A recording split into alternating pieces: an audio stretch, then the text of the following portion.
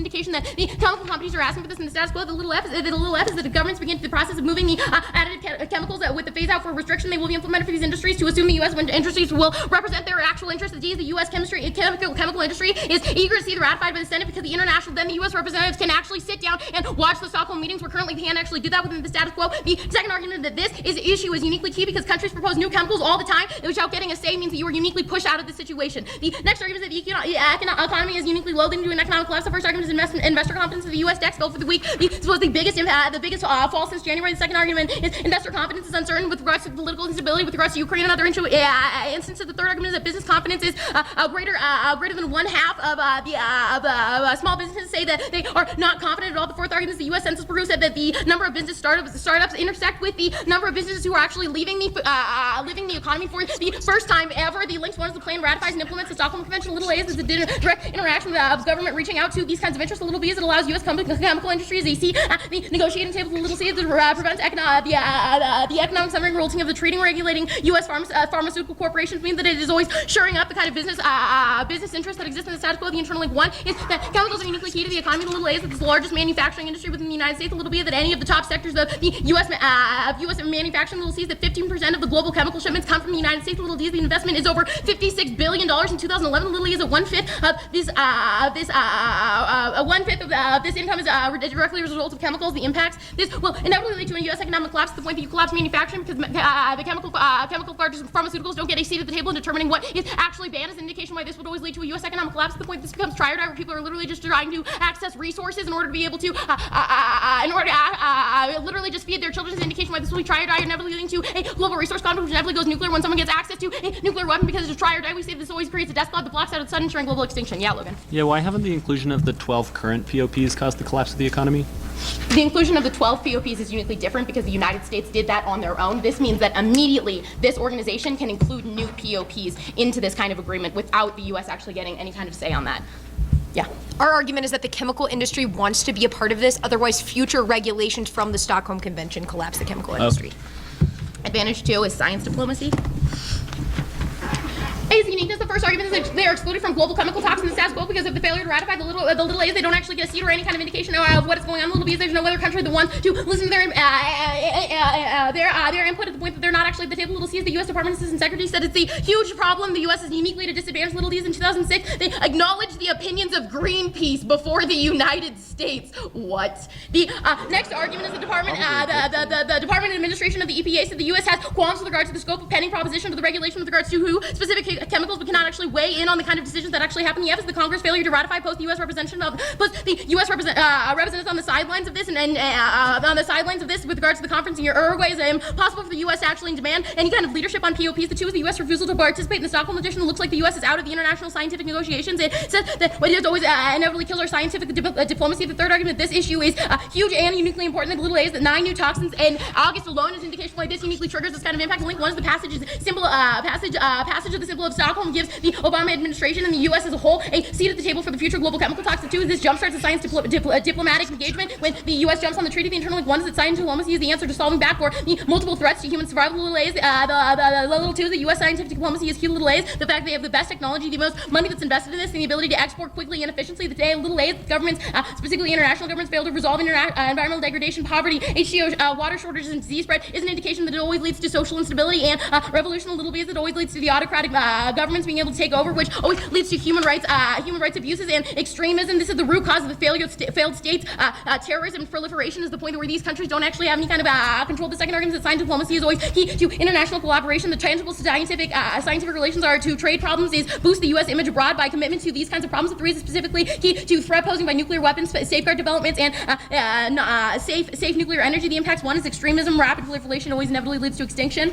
The little a is that accidental launches and nuclear threat are always make this uniquely important. The little b is that small-scale escalation because of the uncertainty is an indication of why we don't have any science diplomacy in order to talk about nuclear safeguards, in order to talk about these kinds of issues, specifically with regards to Pakistan, who has access to these kind of nuclear weapons, means that we don't have any ability to safeguard these kinds of nuclear weapons. So when this extremism inevitably escalates, they get access to these kind of weapons. We say that the global nuclear weapon, weapon the size of a grapefruit that can fit in a suitcase could inevitably explode, leading to a death cloud that blocks out the sun. The second impact is the cooperation. The international order is based on cooperation. Without this inevitably leads to biodiversity loss, food crisis, and pandemic spread. If we can't cooperate with other international governments, we have no ability to solve back to this. We say the you should evaluate these impacts of the biodiversity collapse through the precautionary principle of one of these rungs on a ladder falls, then we have no way to solve back for this, assuring inevitable extinction.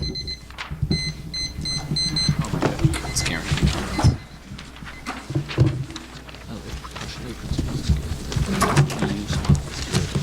I need more paper.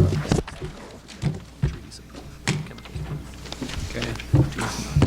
The order will be 2 off case. Either one of those. I'll start with advantage 2, advantage 1. I don't have that much. What did he say? Do you have extra paper? Advantage 2, advantage 1, with 2 off. You have paper right there. Yeah. I know, but that's the paper I'm using for this. Advantage 1, advantage 2, advantage 2. Hey, Martin, any reason I would need multiple pieces of paper for either of those? Yeah, I'm reading it. Okay, thanks. Yeah, because that's the end of it. And then, hold on, can you tell me the order of case? Nope. Marked in order of case again, please. Advantage 2, advantage 1. Advantage 2, advantage 1. Thank you.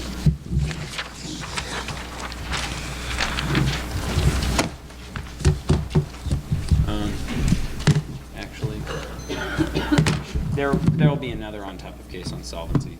So Kate's turn. Okay, we're ready? Wait, I'm sorry, what? There's another top of solvency. You can just float there.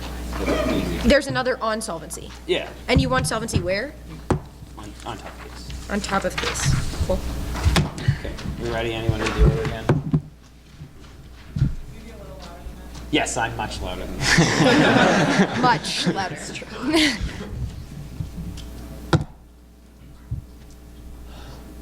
Thesis: the reproductive futurism damns the queer body to oblivion and couples the state apparatus to more queer structures of oppression that exclude a climate of queerness. We must seize and occupy this oblivion lest the machine of heteronormative reproduction, exclusive reproductive violence, and reproduce endless violence, endlessly turning case resulting in the extermination of difference. So links. The first argument is sustainability discourse is plagued with a focus on inheritance and procreation, which preserves the absolute privilege of heteronormativity and leaves the queer body structurally outside of the bounds of politics and the space of belonging, which is exemplified in their way in which they say nebulously we will be able to solve back for all biodiversity. Second is that criticizing and externalizing the future through treating the future as a grammatical object of our acts. The PMC creates normative boundaries around action and disrupts radical politics, which creates the future as the pillar holding up the symbol and relations and obliterates difference. The third argument is shadow of sterility. You fear the ground that can no longer be layered or used to produce plants, mimics a contemporary framing of queerness in society. The east one is the affirmative makes appeals on behalf of half on the entire society that and frames them as impossible to refuse. The beast one is it appeals to the ethical action shapes the logic by which the politics itself is constituted and places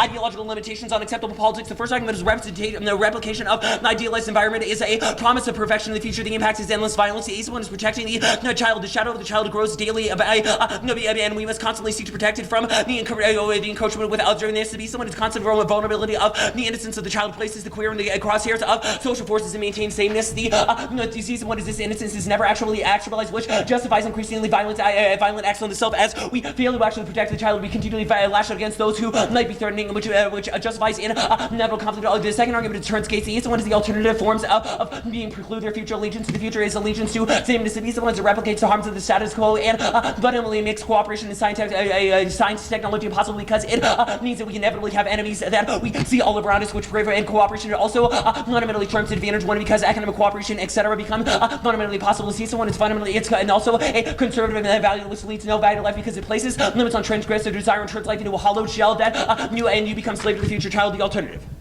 reject the symbolic economy of the PMC and vote negative to endorse anti-politicism. Text. Question and text. Yeah, you want to write it? Yeah. Reject the symbolic Really? economy of the PMC and vote negative to endorse anti-politicism. Yes, I have a your question. Yeah. What is it that you're critiquing specific to the affirmative, and how do you resolve that with the alternative? We are critiquing the intrinsic notion of the future within for instance, in sustainability rhetoric and protection of the environment.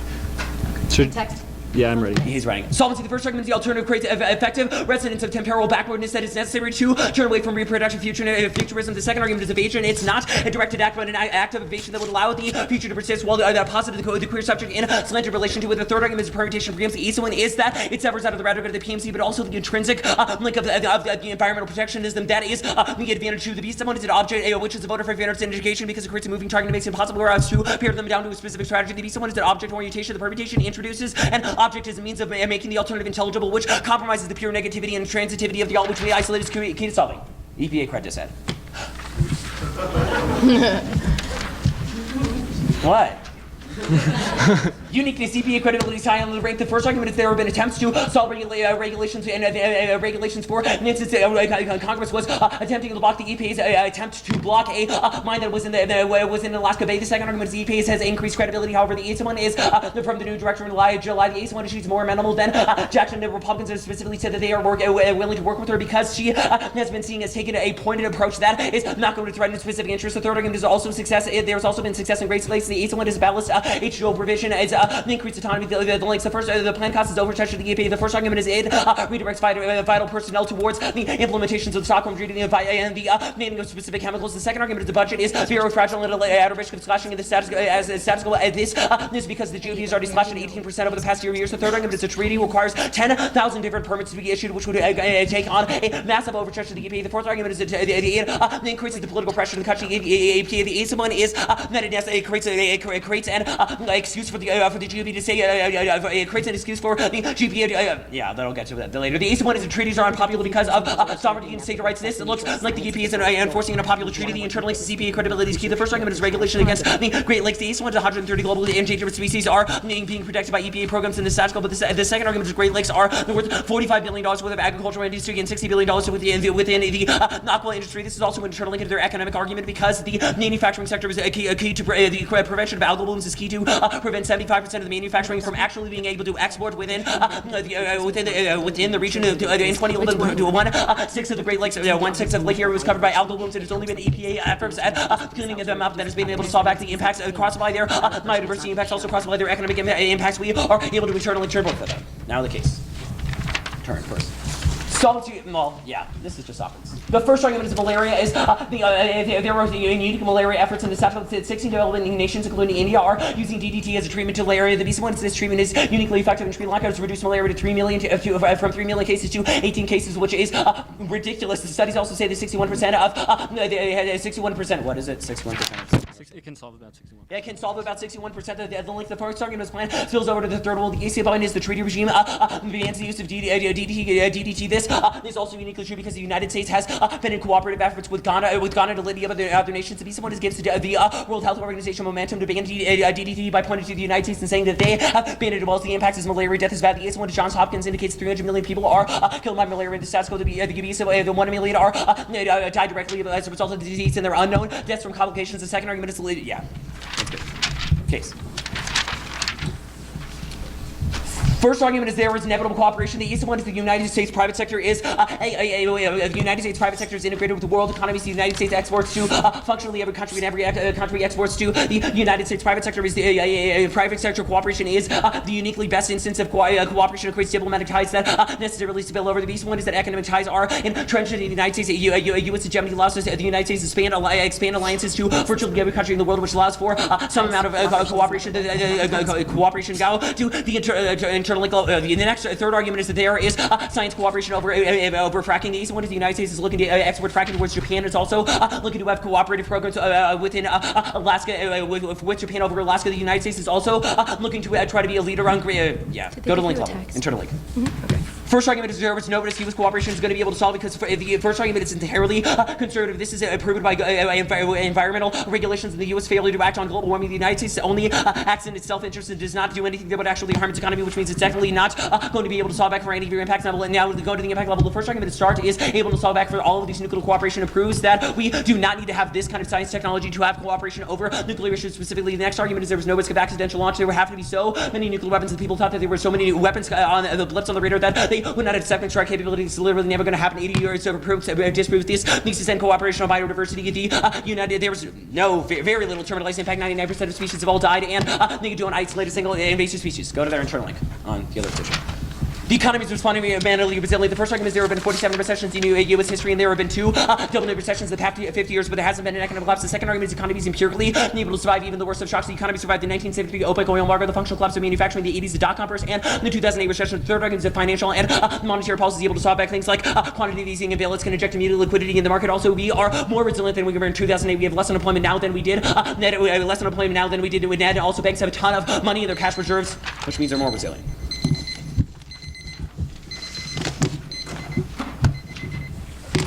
Okay. order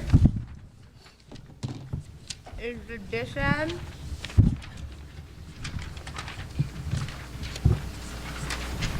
And then it is the critique. In the order, you can actually just flow it in the same order. I want a new sheet on top of the criticism.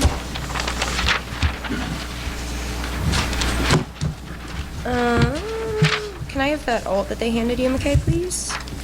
Thank you. And then the case debate in the exact same order as their case debate. Which was science diplo, and then add one. Add two, add one. Add two, add one. Well, with the malaria arguments on top. So EPA cred, then the K, then. Yes, indeed. Cool. I think it's EPA cred and then a new page. Yeah, yeah. And then,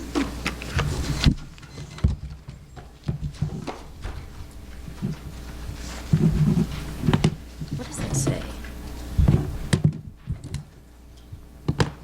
I don't even know what that says. Okay. And anti-politics. Okay. On the disadvantage extent, their first argument, there have been a lot of attempts on behalf of the EPA, but they haven't been successful. Our argument is that EPA credibility is extremely low in the status quo for a couple of reasons. The first argument is the EPA was cut 19%. Their budget was cut 90% in terms of staff and infrastructure, and Chris is actually calling for further cuts. Means that no one believes in the EPA and the status quo. The second argument is that the EPA proposed a lot of fracking regulations that were literally laughed at by industry officials. The next argument is they dropped a highly publicized water suit, which means they don't even believe in themselves and the ability for themselves to do anything. The next argument is on March 13th. They actually ended the ban. They actually ended the oil ban. Ended the oil ban with BP. Means they don't think they have the credibility to enforce anything anymore. The next argument is the Clean Air Act literally has they haven't been able to enforce it over the last 20 years. Probably means any type of EPA credibility is terminally low, but also probably means that all of your impacts are empirically denied. The next argument is linked to shore up EPA credibility because the U.S.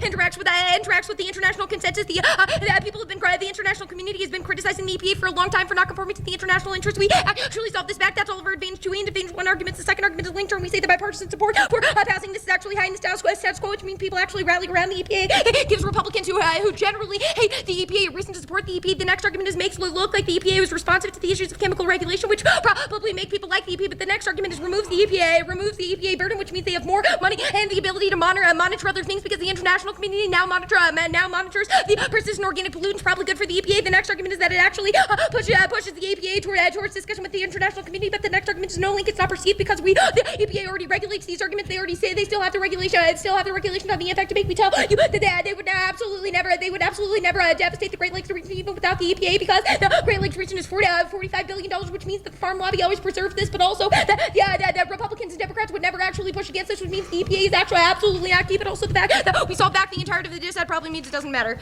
Framework debate.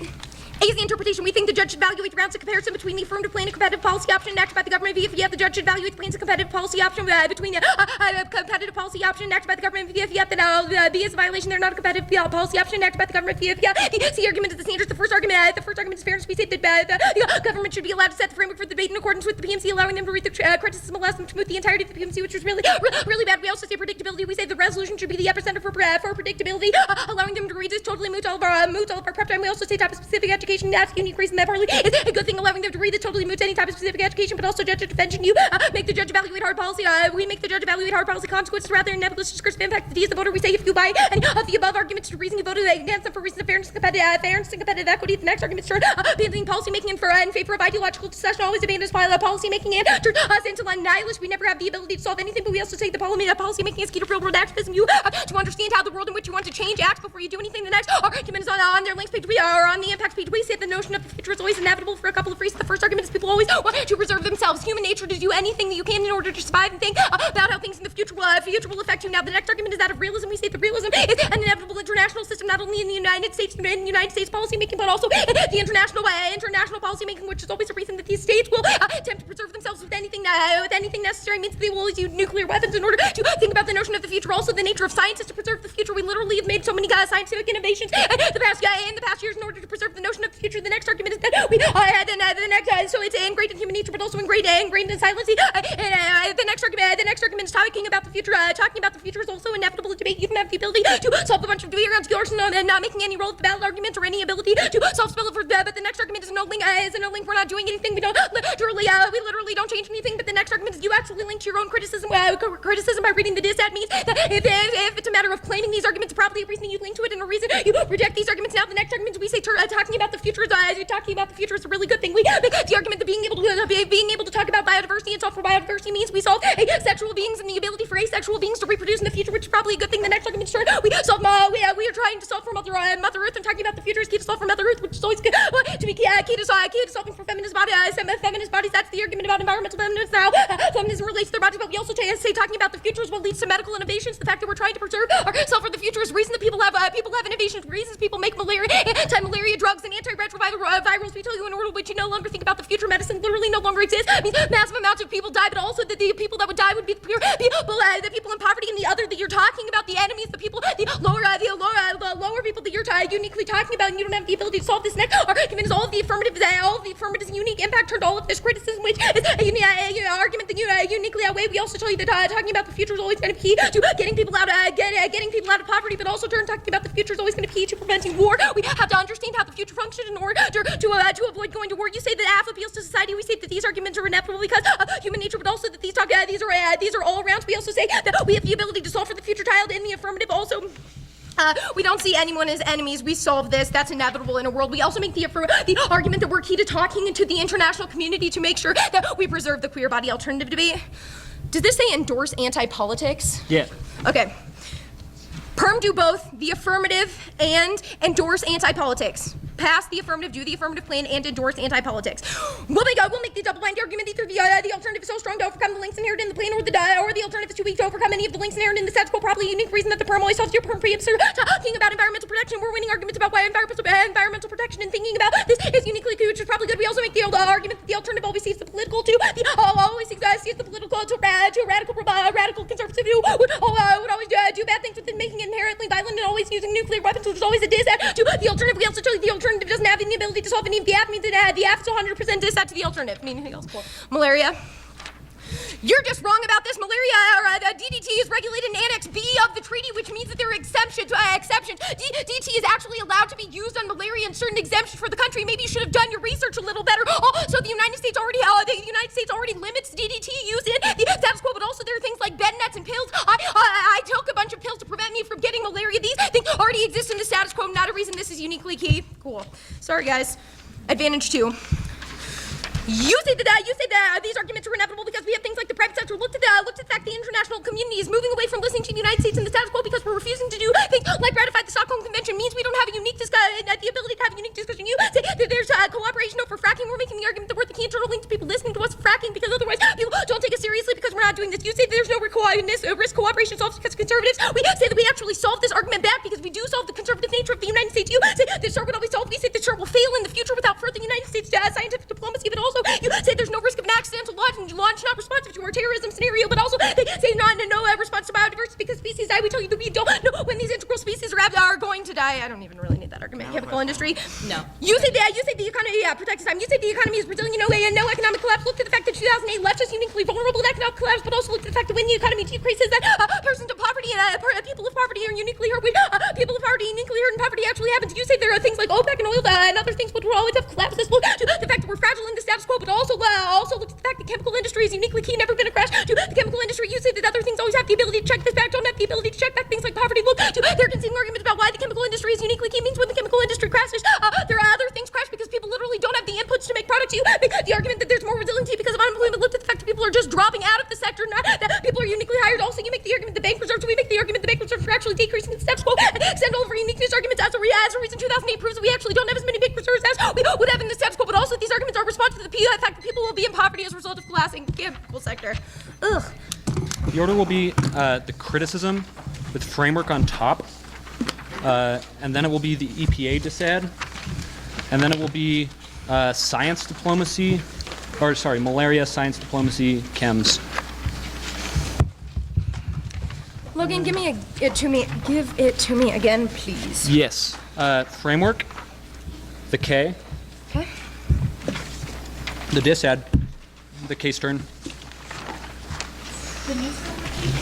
Yeah, sorry. New framework sheet, the critique, the malaria turn, the dissad, advantage 2, advantage 1.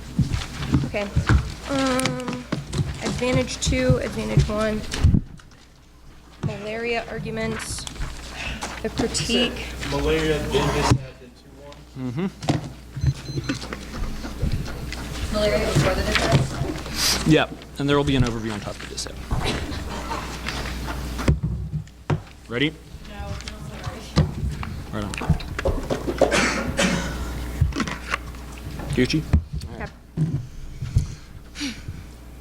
Extend the interpretation means you evaluate the policy option. Our policy option is the status quo. We're winning arguments which indicate that the status quo is capable of resolving science diplomacy via private industry, which indicates that there is literally no offense on this position, but additionally that there is impact defense that has been conceded on advantage 1, which indicates you will not win offense there either. It is a question of the EPA dissad, and we win the argument that the status quo is functioning to protect the Great Lakes, which indicates that there is only a risk that it trades off and causes the Great Lakes to fail, which is an internal link to the economy, which internally link turns all of advantage 2 and probably advantage 1 because the economy collapsing is pretty bad and causes all the biodiversity and collapsing of other things as well there. Arguments on the criticism are irrelevant in a world where we'll extend the permutation to sets of competition, reject the argument, let the team know, ability for them to generate offense off focusing on the future because we do as well. Framework is not a reason to reject the team, too. Also, framework's not a reason to reject the team until we meet their interpretation because we're now focusing on policy. They don't read Conda bad, so go to malaria.